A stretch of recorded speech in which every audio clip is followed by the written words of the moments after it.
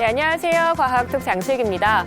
우리는 과학을 통해서 우주로 나아가기도 하고요. 또 생명의 시작과 지구의 에너지를 알아간다고 할 수 있습니다. 또 이 모든 것들을 가능하게 해주는 것은 바로 우리 신체 내부와 주변 세계를 연결하는 뇌가 있기 때문입니다. 오늘 과학톡에서는요, 이런 인간의 뇌가 어떻게 활동하고 있는지, 또 그 구조는 어떻게 되어 있는지 그 신비한 세계, 뇌에 대해서 알아보겠습니다. 요즘 뇌과학 강의가 굉장히 핫해지고 있는데 여기서 말하는 뇌, 그리고 뇌와 연결된 마음, 선생님, 이게 도대체 어떤 건가요?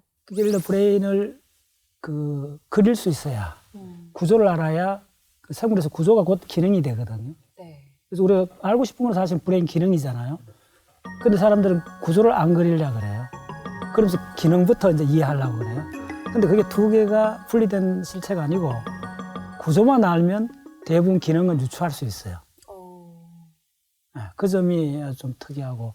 근데 그 구조를 그린다는 게 우리가 그 시각적으로 형상화를 해야 되는데 아직 우리 인간이 그 힘든 게 뭐냐 하면 형상화하는 과정이 완전히 이렇게 지나 단계에 있다 보시면 돼요. 그 어떤 이야기냐 하면 지금 이렇게 서로 보고 있잖아요. 보고 있는 얼굴을 이렇게 돌려서 그 얼굴을 상상해 보세요. 되는가? 그게 안 돼요.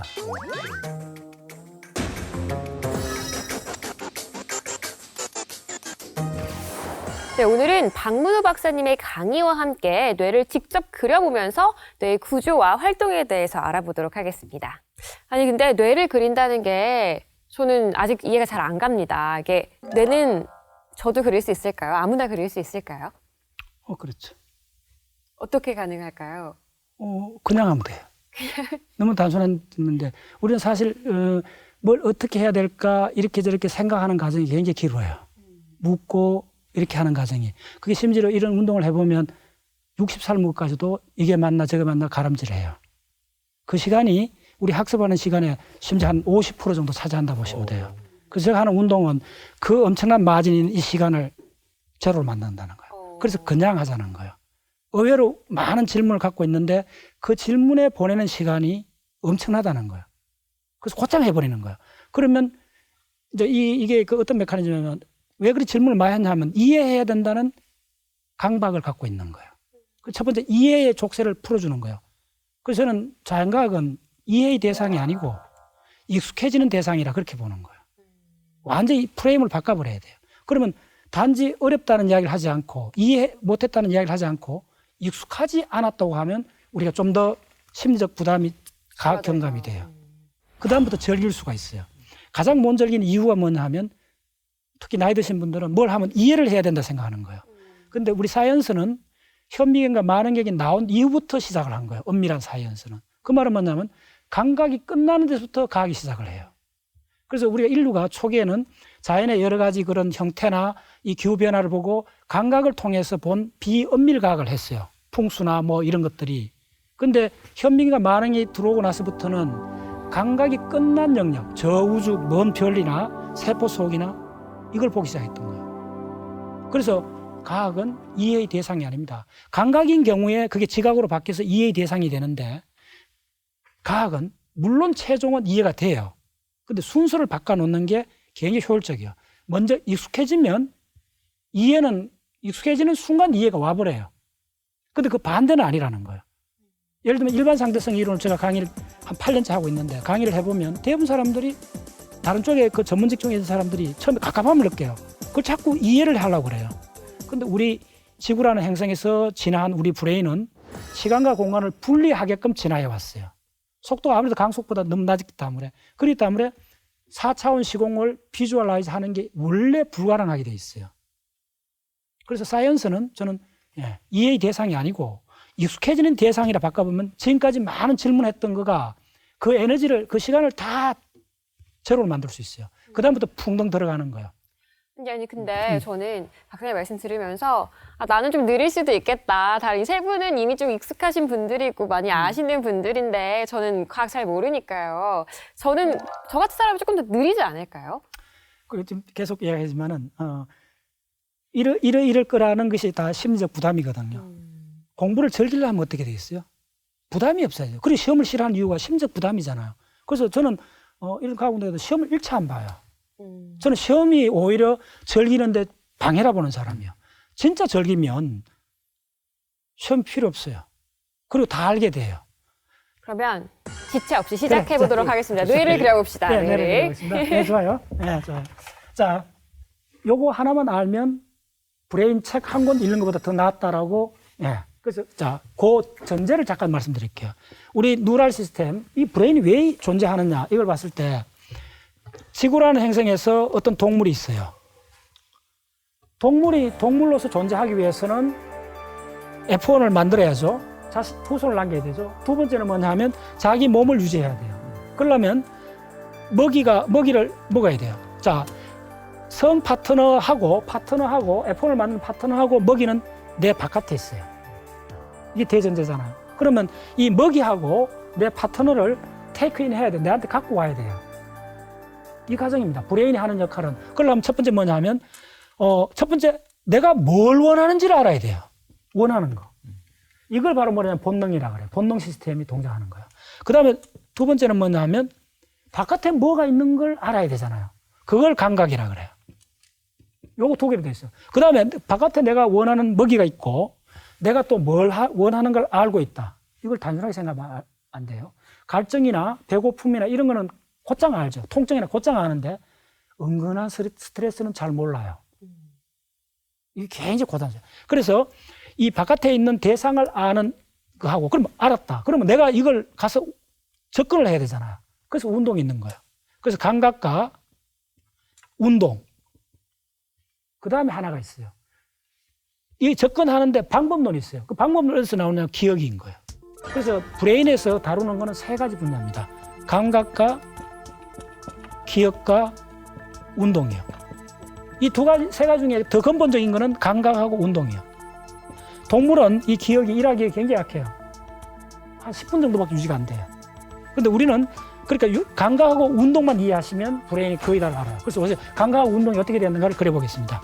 그래서 브레인은 자 이렇게 건너는 대뇌 피지를 그리고 척두 이렇게 그려주시면 돼요. 이거 한 10번 정도 연습하면 이렇게 스무스하게 돼요.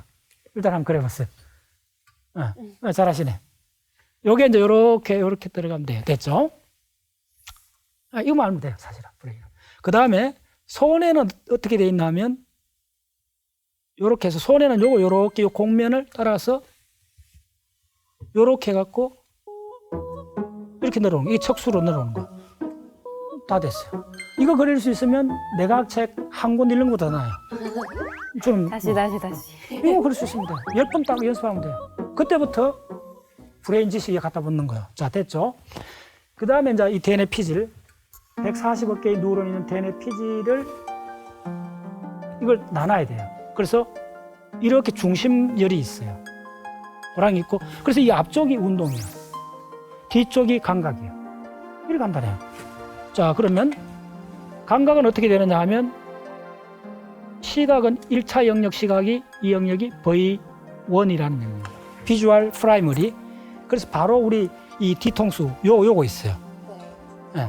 그다음에 좀 1차입니다. 일단 1차. 이게 나중에는 막 2차, 3차 이쪽에는 막 쭉 연결이 돼요. 그다음에 촉각은 어디서 하느냐면 촉각은 이 영역에서 해요. 이걸 소마틱 프라이머리라고 그래요. 됐죠? 자, 사격줄 합시다. 청각은 척두입에서 합니다. 바로 청각은 여기서 이렇게 해요. 요걸 오디토리 1차 프라이머리라고 그렇게 해요. 자, 여기서 중심열 다 이쪽에 있잖아요. 다 감각이에요. 됐죠? 이건 운동이에요. 자, 그러면 이 감각의 물결이 첫 번째 요 영역은 전 인류가 거의 비슷해요. 이거는 유전자가 결정해주는 영역이에요.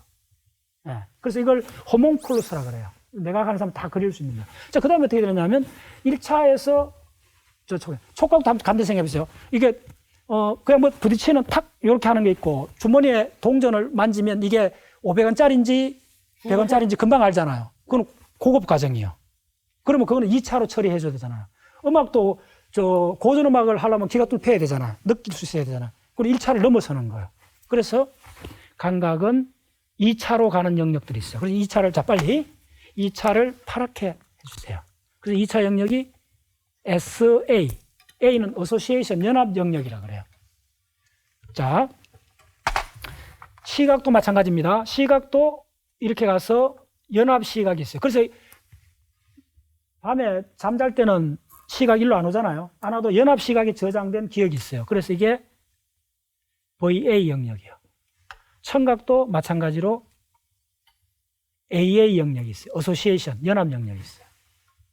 자, 그래서 이렇게 생각하셔야 돼요. 시각의 정보 처리가 이렇게 물결 타고 올라오는 거예요. 촉각의 정보도 이렇게 오는 거예요.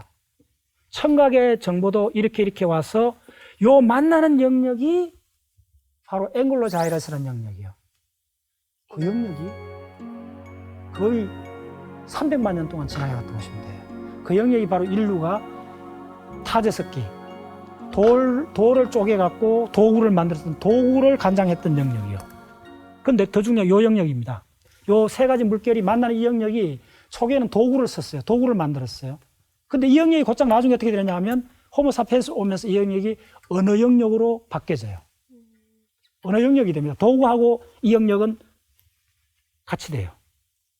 그래서 우리는 언어 속에는, 언어는 본질적으로 공감각입니다. 살구하면 노란 색깔이 떠오르고 침이 나오고 그렇잖아요. 그게 왜 그러냐 하면 이거 보면 금방 답이 나오잖아요. 감각이 모인다는 거예요. 네, 됐죠? 그 다음에 이렇게 모인 감각은, 이 물결은, 자, 조금 더 나가겠습니다. 시각의 물결은 정보 처리가 일로 가는 길하고, 이건 전적으로 시각입니다, 밑에. 그 다음에 일로 가는 두 가지 시각의 물결이 있어요. 여기로도 가고. 일로 가는 시각의 물결은 도대체 이 공간에서 내가 어디에 있는가, 회어를 알려주는 거예요. 장소를 처리해 주는 거야. 그 다음 장소 속에서 움직임까지 연결되어 있어요. 일로 처리하는 거에서 이쯤 오면 형태가 형성이 돼요. 자, 요 망막에서, 요 감각 망막에서 이까지 오는데 얼마 걸리냐 하면 50ms 걸려요. 50ms 걸릴 때까지는 봐도 봤다는 의식이 안 생겨요. 무슨 말이겠어요? 봐도 내가 봤다는 의식이 안 생겨요. 네. 그 다음에 요렇게 와갖고 여기에 대략 90ms쯤 오면, 이 분야에 이쯤 오면 형태하고 색깔이 결합을 해요. 드디어 대상이 출현해요. 시각에 있어서. 됐죠? 요까지 오면, 그 다음에 이제 하나가 뭐냐 하면, 이 안에, 이건 점선을 그려야 됩니다. 이쪽 안에 해마가, 아까 이야기했던 해마가 이렇게 들어가 있어요. 안에. 됐죠? 그러면 요거 대상이 형성된, 색깔하고 모양이 형성된 이 정보가 해마로 들어가요. 예. 네. 됐죠? 그러면 이렇게 들어간 해마 정보가 이어서 붕어빵처럼 굽혀요. 그래서 기억을 인코딩이라고 해요. 기억이 만들어져요. 됐죠? 자, 만들어진 기억은 이쪽에서 저장을 하지 않아요. 해마에 저장하지 않아요. 해마를 양쪽에 다 드러낸 사람, 간질 발작이 아주 심할 경우에 이 양쪽을 드러내요. 이게 지금 이쪽에 단행본 책에 한 권 나왔어요. 그게 뭐냐 하면, HM이라는 환자가 1953년도에 대발작, 간질 발작은 이쪽에 방전 현상이거든요. 그걸 치료하는 과정에서 양쪽 해마를 제거를 했어요. 근데 그때부터 그 사람이 모든 기억을 못해요.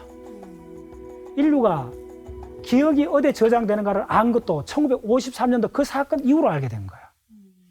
그래서 해마에서 들어갔죠. 그럼 해마에서 기억이 만들어지면, 자, 요게 핵심입니다. 만들어진 기억은 어디로 저장해요? 이어서 만들어지면, 기억이라는 실체가 만들어지면, 만들어진 기억은 어디로 가느냐 하면, 연합 영역, 청각연합, 촉각연합, 연합 영역으로 옮겨줘요.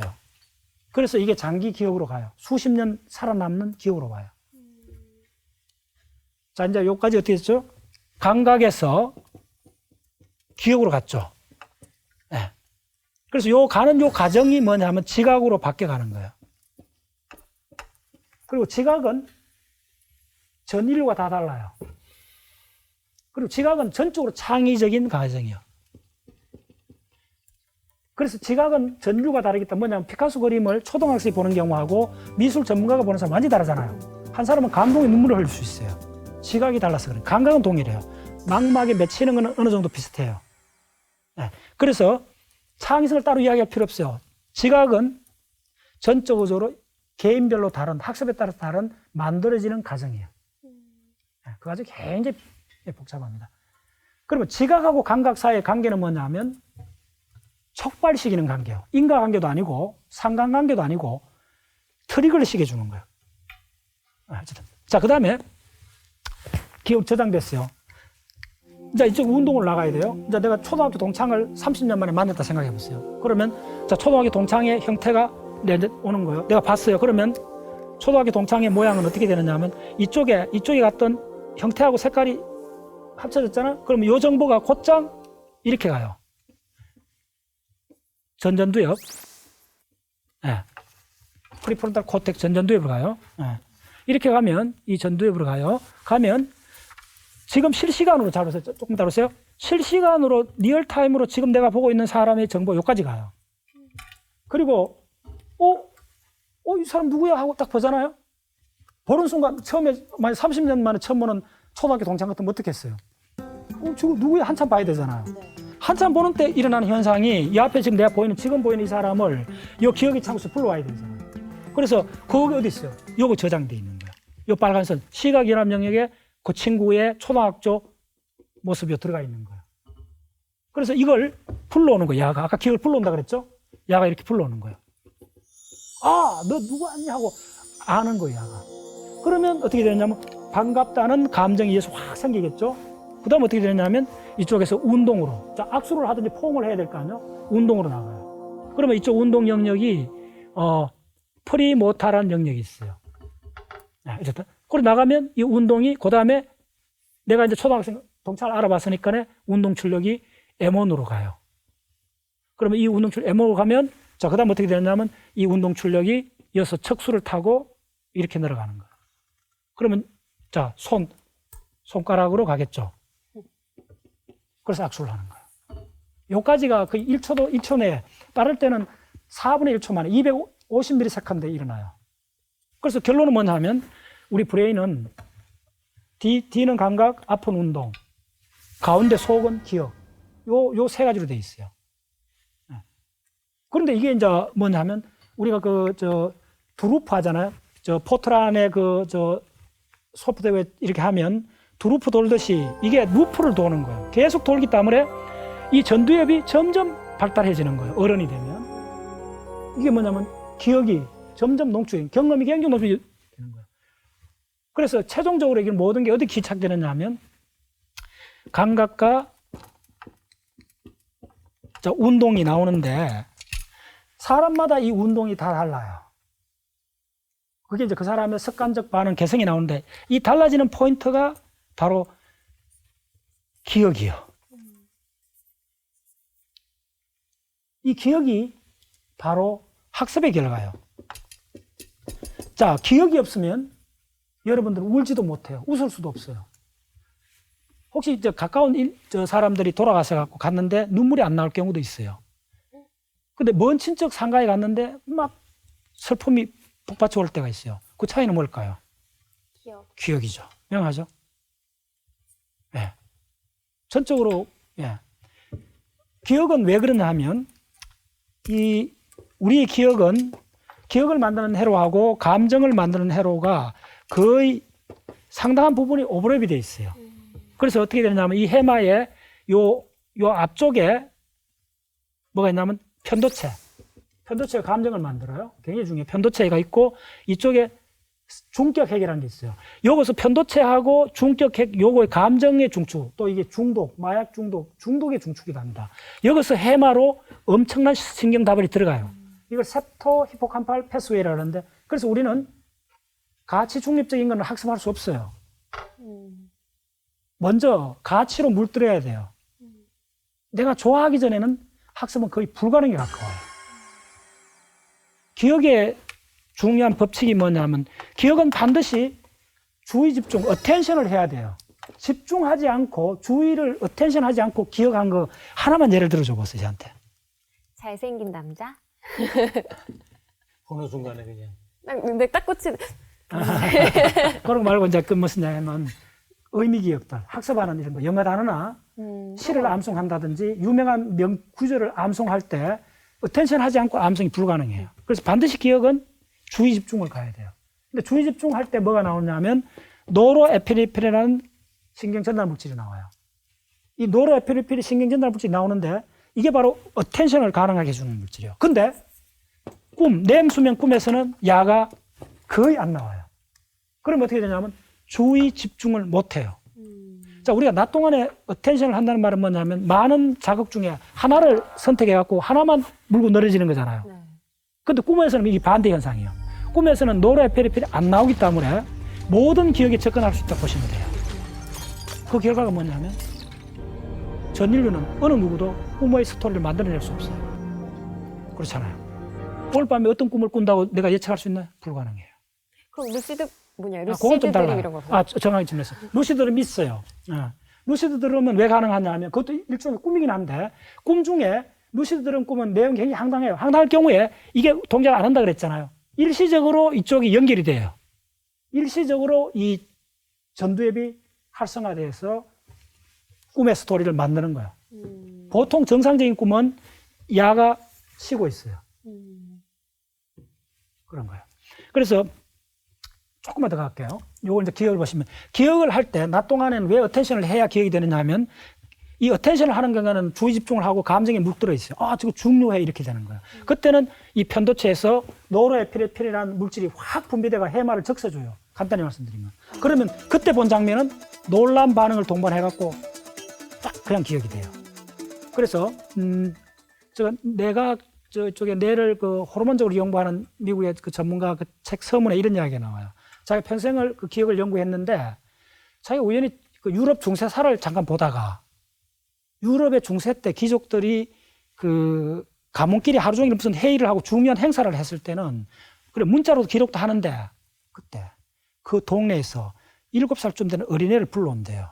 불러갖고 그 회의 장면을 하루 종일 다 보게 한대요. 다 보게 하고 저녁 무렵에 얘를 강물에 빠뜨려 버린대요. 그리고 곧장 끄집어낸대요. 그럼 어떻게 되느냐면 하루 동안 내가 봤던 모든 거가 그 순간에 평생 기억으로 각인이 된대요. 이제 그게 설명이 돼요. 왜 되느냐 하면 강물에 애가 하루 종일 뭘 봤어요. 근데 갑자기 강물에 던져지면 하루 종일 봤던 해마에 엄청난 학습이 일어나고 있죠. 강물에 던져지면 이 편도체에서 놀란 반응을 동반한 노르에피네프린이 확 분비가 되겠죠. 그러면 이때 바로 이 해마를 적셔주는 거야. 그 물질. 그러면 그때 내가 학습한 모든 거는 컨솔리데이션. 곧쭉 공부화돼서 장기적으로 곧장 가는 거예요. 평생 안 잊어져요. 우리가 평생 안 잊는 장면들 있죠? 그건 반드시 놀란 반응을 동반한 장면들이에요. 저희 비슷한 얘기 들은 게 있는데 아기가 가장 처음 기억하는 장면이 되게 놀랐던 장면이라 그러더라고요. 자기의 첫 기억이 본인이 원래 가장 놀랐던 그 순간이 첫 기억이라는 얘기를 들은 적이 있는데 이 얘기를 들으니까 뭔가 얘기가 되는 것 같아요. 그래서 요약해드리면 어렵지가 않아요. 단지 이 브레인을 딱 그려놔 놓고 또 이렇게 크게 범조를 하면 돼요. 브레인을 반나나 피지를 겉에서 봐서 반나나 뒤쪽은 시각, 청각, 촉각, 앞쪽은 그걸 바탕으로 운동. 그러면 감각을 자기가 위험한 장면에 갔으면 그걸 되풀이하지 않기 위해서 그 장면을 기억해야 되잖아요. 그러면 그 기억을 시키는 거예요. 그래서 그 다음부터는 어떻게 되느냐 하면 이 감각이 들어와도 곧장 운동으로 나가지 않고 기억을 참조를 하는 운동이 가능해져요. 근데 동물은 이게 기억이 약하기 때문에 힘들어요. 그러면 동물은 기억을 동반하지 않고 곧장 감각이 들어오면 운동을 나와요. 그래서 뭐냐면 꿈하고 동물하고 정신분열증 환자의 공통 특징이 뭐냐면 기억을 참고로 못해요. 그럴 경우에는 자극이 들어오면 긴박하게 운동 출력을 내야 되는 압박을 받아요. 곧장 나가는 거예요. 짐승들은. 할래 말래 계획이 없어요. 자극이 들어오면 곧장. 그래서 이걸 저는 어떤 말을 만들었냐면 동물은 감각에 종속되어 있는 거예요. 인간은 기억이 이제 이 기억이 또 어디서 폭발하냐면 이 기억이 언어를 매개로 해갖고 기억이 폭발해버려요. 그래서 언어는 반드시 뭐냐면 단어에는 뜻이 있잖아요. 그래서 인간은 의미에 구속된 거예요. 종속돼요. 그러니까 우리는 이렇게 되면 우리는 기억을 매개로 하는 운동이 되면 운동 과정이 두 단계로 구분되기 시작해요. 운동이 두 단계로 어떻게 되냐면 운동 출력을 내보내기 전에 요 단계가 점점 강화가 돼요. 이게 대략 200만 년 전에 우리 호모 에라스테르종 같은 종이 그 육식을 하기 시작했어요. 그러면서부터 불의 사용하고 좀 링크되면서 이쪽 연합 피질이 확장이 돼요. 2배로. 이게 획기적인 사건입니다. 그러면서 운동 출력을 곧장, 동물은 곧장 이렇게 나가는 경우가 많은데 인간은 운동 출력을 내보내기 전 단계에 전 처리 단계가 점점 많아지기 시작한 거예요. 운동 출력이 나가기 전에 운동 계획을 하기 시작했던 거예요. 그래서 운동 계획 단계는 출력 단계가 아니기 때문에 각자 하는 거예요, 속으로. 그걸 뭐라 그러냐면 생각이라고. 생각은 운동 계획 단계예요. 운동 출력이 나가면 어쩔 수 없어요. 생각은 바로 운동 계획 단계를 말하는 거예요. 그 다음에 이 운동 계획 단계는, 자, 또 한 가지는 이쪽, 이 전전두엽 이쪽에서 보고를 할 때, 기억을 불러올 때는 뭘로 불러오느냐 하면, 전전두엽 들어갈 때는 전적으로 상징으로 불러와요. 다시 말해, 언어로만 처리가 돼요. 요게 또 놀라운 겁니다. 그래서 요거 최근에 제가 이제 계속 이야기하는 게 뭐냐면, 이 전체가 지각이라는 거예요. 감각이라는 이 외부 자극이 들어왔고, 이 감각은 외부 자극이 폭발적으로 들어와요. 근데 우리가 다 자연과학 하신 분이니까 전자기 우리 가시광선 그 좁은 스펙트럼밖에 못 보잖아요. 근데 엑스레이 감마력이 다 있잖아요. 그래서 우리가 자연에서 오는 우리가 동물로서 보는 감각은 감각의 단편을 받아들여요. 그래서 감각의 단서만 우리의 감각 기관을 통해서 들어올 때 그 단서가 무엇인지 또 무엇을 의미하는지를 찾아내야 돼요. 만들어내야 돼요. 자, 여기 핵심입니다. 그래서 감각적 단서가 저게 도대체 뭔가를 그 감각 갖고는 안 돼요. 무슨 말인지 알겠어요? 그 감각을 후 프로세스하는 과정이 이렇게 하는 이 물결들이에요. 그러면 감각이 이 뒤에 프로세스한다는 이 과정을 지각이라고 그래요. 그러면 이 지각의 목적은 두 가지예요. 내가 본, 내가 들은, 내가 맛본 이 대상이 무엇인가를 찾아내야 돼요. 그런데 이게 놀라운 게 이 지각의 과정은 있는 그대로를 만들어내는 게 아니고 생성하는 과정이에요. 각자가 달라요. 70억 인류가 다 다르다 보시면 돼요. 감각은 비슷해요. 지각은 사람마다 달라요. 그 만들어지는 과정이 이 나선형으로 생성되는 과정이기 때문에 그 사람의 원물질, 원래 기억을 참조해서 만들어지는 과정이에요. 네. 네. 저 이제 최 박사님은 그림 이렇게 깔끔하게 예쁘게 그리셨는데 한번 이렇게 보여주세요. 아, 예, 잘 그렸어요. 예. 이게 오랜만에 그려보시니까 이거 어떠세요? 하여튼 지금까지 내가 어떻게 물건을 보면서 그거를 기억을 하고 그리고 지금까지 잘 활용했는지 그거를 하여튼 뭐 그림으로 표현을 해보니까 아주 쉽게 이해가 잘 되었던 것 같습니다. 아니, 이거 보시면 네. 제 그림 같이 보여드릴게요. 제 그림 같은 경우 보시면 엄청 지저분해요. 엄청 지저분한데. 그 그림 잘 그린 것 같은데. 네, 우리 최 박사님은 되게 깔끔하게 잘 그리셨어요. 그러니까 많이 안 그려서요. 저는 너무 머릿속으로 복잡해갖고 머리가. 이 그림을 그려보면 기억을 다시 실체를 알 수 있어요. 우리 최 박사님은 로켓이나 이쪽을 하시기 때문에 기계 설계나 이쪽이 가까워요. 공학적 도형을 많이 그리시는 분이에요. 우리 이석봉 대표님은 약간 인문화, 경제, 이렇게 산업 전반을 보시는 분이잖아요. 그러니까 정확한 그 생명체나 물리적 도형을 그리는 경우가 드물었던 거예요. 기억이 달라서 그런 거예요. 지적인 능력 차가 아니고 전적으로 다른 종류의 기억을 주로 썼던 거예요. 네. 아니 보니까 이 뇌의 기능에 대해서 뇌가 이제 크게 전두엽 중간에 이제 그 기억하는데 그리고 감각하는 후두엽 예.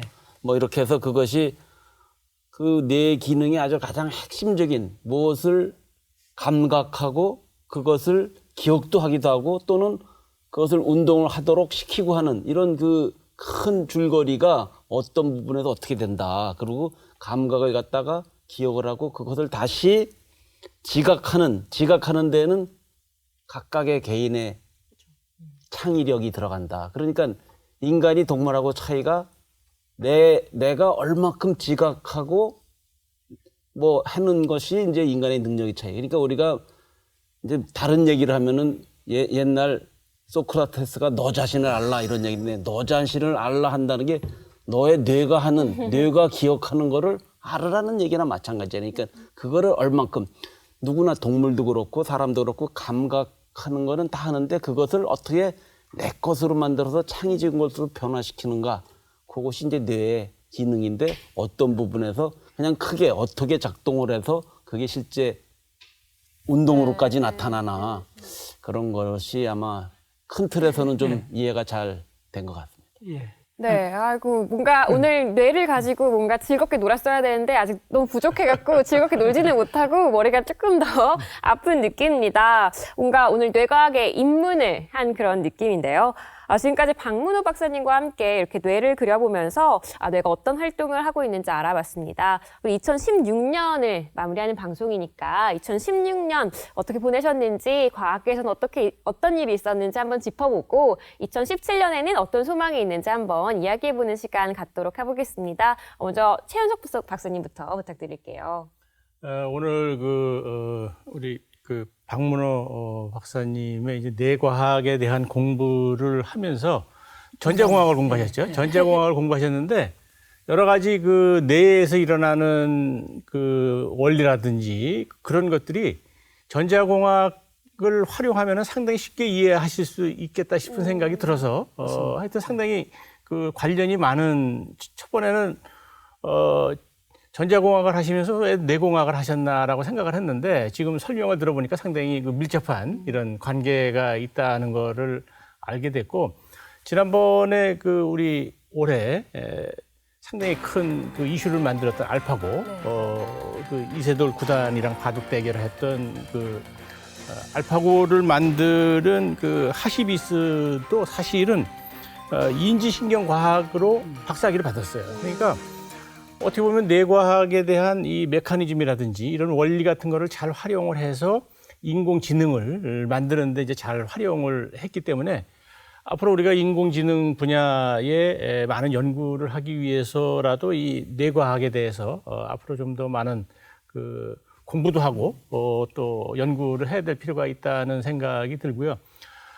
올해 우리가 이 과학톡을 통해서 과학을 좀 쉽게 이렇게 알려드리려고 했는데 이 마지막 방송이 좀 어렵지 않았나 싶은 생각을 합니다. 그래서 올해 뇌과학에 대해서 공부를 했기 때문에 내년에는 좀 더 쉽고 재미있는 이런 과학 이야기를 전해드릴 수 있는 기회가 됐으면 좋겠습니다. 네, 그리고 우리 김영수 박사님 어떠셨어요? 오늘 이 뇌과학이라는 게 어쨌든 우리가 무엇을 보고 듣고 느낀 것을 어떻게 기억하고 그것을 어떻게 또 운동으로 변환시키고 그다음에 그것을 이제 그럼으로써 개인의 지각, 지능을 결국 올리는 그런 과정들에 대해서 이제 큰 공부를 했는데, 뇌라는 게 보니까 어쨌든 우리가 그러면서도 중요한 게 끊임없는 학습을 해서 가르치기 위해서 계속 학습을 하니까 본인의 지능 수준이 더 올라가는, 이것이 굉장히 중요한 의미가 있는 것 같아요. 우리 젊은 사람들이 교육을 받고 이제 학습을 하게 되는데 그 뇌의 수준에 맞는, 뇌의 발달 수준에 맞는 적절한 적기 교육을 해야 되는데 우리나라 가끔은 조기 교육, 좀 이런 것들이 먼저 앞서가서, 그러니까 우리 지능이 제대로 하기도 전에 너무 많은 것을 학습시키려고 하는 그런 경우가 가끔 부모님들이 있지 않는가. 그러니까 학생들은 아직 그 수준이 안 된대요. 그래서 어쨌든 이런 교육 과정이 굉장히 중요하고, 이런 오늘 우리 학습을 통해서 이 젊은 사람들에 대한 조기 교육이라든지 어쨌든 우리 내년에도 이 어려운 주제를 쉽게 재미있게 알아보는 이런 시간이 우리 시청자들에게 도움이 됐으면 하는 그런 바람입니다. 네. 네, 올해 되돌이켜보게 되면은 말씀하셨지만 알파고에서 시작되고 그러면서 4차 산업혁명행위가 올해 내내 주제가 됐고요. 그리고 이어가지고 또 가을에 와서는 노벨상 얘기 나오면서 또 우리들에 대해서도 얘기 나오고 그랬었는데요. 지금 정치 사회적으로도 굉장히 지금이 혼란하고 또 내년 같은 경우도 좀 앞날이 좀 불투명해 보이는 대목이 있는데, 이럴 때일수록 사실은 과학에 대한 인식이 굉장히 중요합니다. 사회를 변혁시켜 나가는 데 있어가지고 과학이 기본 힘이 되기 때문에 그 과학에 대한 이해와 또 관심, 그런 것들이 결국 우리 사회를 지탱해 줄 수 있는 큰 힘이 되지 않을까 여겨지는데, 그런 측면에서 계속적인 과학 공부가 우리 사람들한테 필요하지 않을까 해가지고 이 프로그램이 그런 데 있어서 일조할 수 있는 그런 프로그램이 되면 좋겠다는 생각을 하게 됩니다. 네, 마지막으로 우리 박문호 박사님 오늘 뇌과학을 이제 쉽게 알려주려고 노력하셨는데 선생님께서 마무리 멘트 해주시면 좋을 것 같아요. 그래서 저는 이 운동을 좀 해봤더니 공부라는 걸 좀 더 그 바탕에서 좀 생각하게 됐어요. 어쩌면 공부는 머리로 하는 게 아니고 몸으로 버티는 과정이 아닌가 그 생각을 자꾸만 해요. 그래서 익숙해진다는 거.